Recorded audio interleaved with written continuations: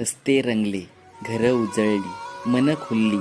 तो येतोय मोठ्या हसऱ्या चेहऱ्यानं, भक्तांच्या हाकेला धावून. मोठ्या थाटामाटात तो येतोय, फक्त मखरात बसायला नाही, तर आपल्या मनात घर करायला.